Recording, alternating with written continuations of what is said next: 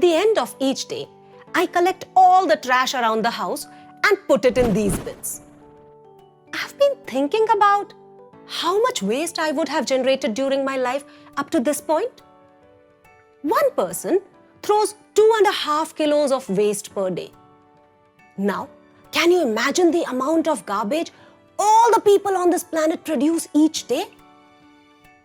We generate nearly 15 billion kilos of waste per day. And that is just the household waste. Industries account for a large percent of world's garbage production. So much garbage.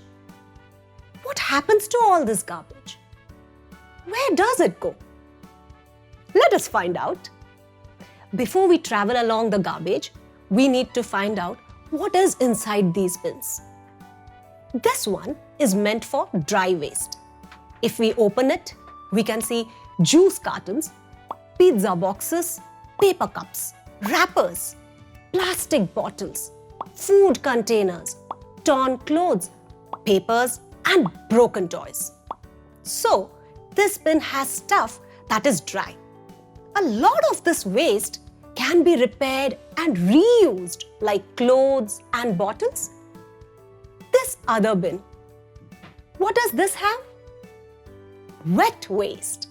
It has leftover fruits, groundnut shells, leaves, foods, peels of fruits and vegetables, used tissues, and tea leaves.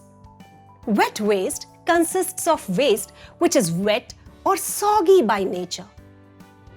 Can you segregate the following into wet waste and dry waste?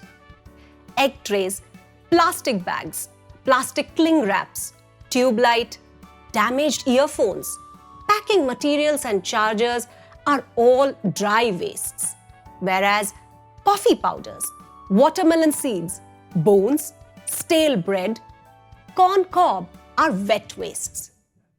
Now that we segregated all the waste properly, what happens to it? There is a local collection of garbage from your area. Have you seen these green trucks in your neighborhood? The garbage collectors pick waste from our homes and also from parks and other spaces. Across the globe, to move all the daily garbage from collection point to its final point, we need 5 million trucks. If laid end to end, the garbage trucks could make 25 trips from Mumbai to Los Angeles. What happens after the local collection is done?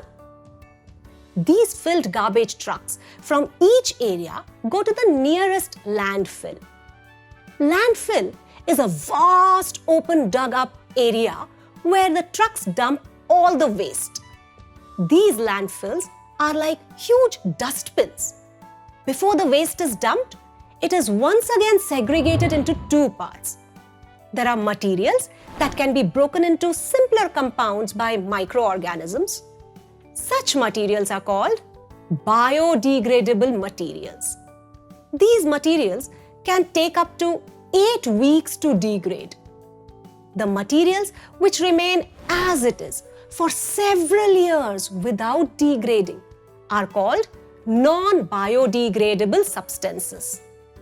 Once the garbage is segregated into biodegradable and non-biodegradable material, they have different paths.